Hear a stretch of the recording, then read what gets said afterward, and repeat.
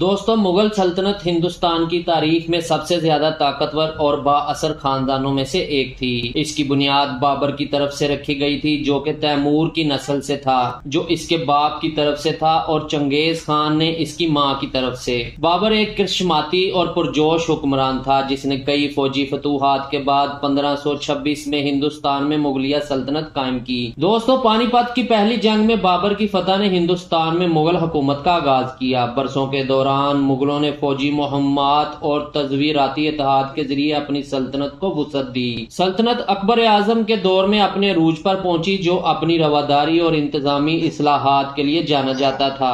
اکبر کے دور حکومت میں مغل سلطنت ایک کثیر الثقافتی اور کثیر المذہبی سلطنت بن گئی، اور اس نے مذہبی رواداری کی پالیسی کو نافذ کیا، جس سے ہندوؤں کو اپنی انتظامیہ میں اہم عہدوں پر فائز ہونے کا موقع ملا۔ مغلوں نے قانون کا ایک نظام بھی نافذ کیا، جسے مغل قانون نظام کہا جاتا ہے۔ یہ اسلامی قانون، شریعت اور مقامی رسم و رواج کا مجموعہ تھا۔ شہنشاہ نے قانونی معاملات میں حتمی اتھارٹی کے طور پر کام کیا اور اس بات کو یقینی بنایا کہ انصاف کی فراہمی منصفانہ طور پر کی جائے۔ مغل اپنے فن تعمیر کے عجائبات کے لیے مشہور تھے، بشمول مشہور تاج محل، جسے شہنشاہ شاہ جہاں نے اپنی متوفی بیوی ممتاز محل کے لیے محبت کی علامت کے طور پر بنایا۔ وہ فن، ادب اور موسیقی کے عظیم سرپرست تھے، اور ان کے دربار ثقافتی اور فکری فضیلت کے مراکز تھے۔ مذہب کے حوالے سے جبکہ مغل زیادہ تر مسلمان تھے، اور انہوں نے مذہبی رواداری کی پالیسی اپنائی، جس سے مختلف عقائد کے لوگوں کو آزادی سے اپنے عقائد پر عمل کرنے کی اجازت دی گئی۔ اس پالیسی نے انہیں اپنی رعایا کے درمیان ہم آہنگی برقرار رکھنے میں مدد کی، خاص طور پر ہندوستان جیسے متنوع ملک میں۔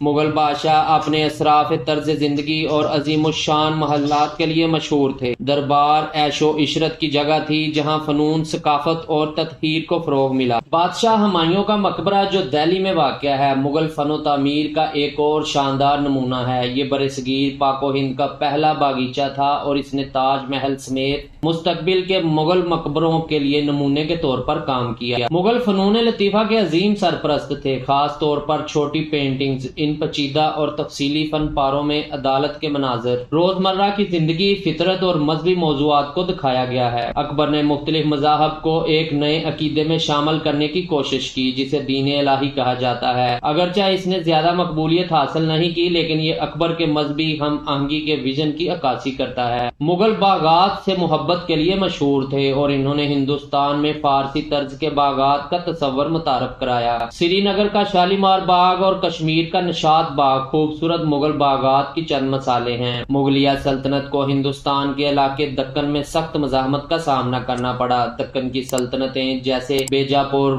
گولکنڈا اور احمد نگر سلطنتیں زبردست مخالف تھیں اور اکثر مغل حکومت کو چیلنج کرتی تھیں۔ چھٹے مغل بادشاہ اورنگزیب نے سلطنت کی تاریخ میں سب سے طویل دور حکومت کیا، لیکن وہ اپنی مذہبی پالیسیوں اور غیر مسلموں کے ساتھ برتاؤ کی وجہ سے متنازع ہے۔ اس کا دور مغلیہ سلطنت کے زوال کا آغاز تھا۔ مغل اپنی پاک روایات کو ہندوستان لائے، اور ان کا اثر آج بہت سے ہندوستانی پکوانوں میں دیکھا جا سکتا ہے۔ مغلائی کھانے اپنی بھرپور ذائقہ دار گریوی، کباب اور خوشبو والی بریانی کے لیے جانا جاتا ہے۔ مغلوں نے زمینداری نظام متعارف کرایا، جہاں زمینداروں کے ذریعے زمین کی آمدنی جمع کی جاتی تھی، جسے زمیندار کہتے ہیں۔ مغلیہ سلطنت کے زوال کے بعد اس نظام کا ہندوستانی معاشرے اور معیشت پر نمایاں اثر رہا۔ مغلوں نے اپنے بھرپور فنی ورثے کو ظاہر کرتے ہوئے مختلف قسم کے سکے جاری کیے۔ کچھ سکوں میں خطاطی کی خاصیت تھی، جبکہ دیگر میں پیچیدہ ڈیزائن اور نمونوں کو دکھایا گیا تھا۔ تاج محل اور ہمایوں کے مقبرے کے علاوہ مغلوں نے کئی قابل ذکر عمارتیں تعمیر کی، جن میں دہلی میں لال قلعہ اور جامع مسجد، اتر پردیش میں فتح پور سیکری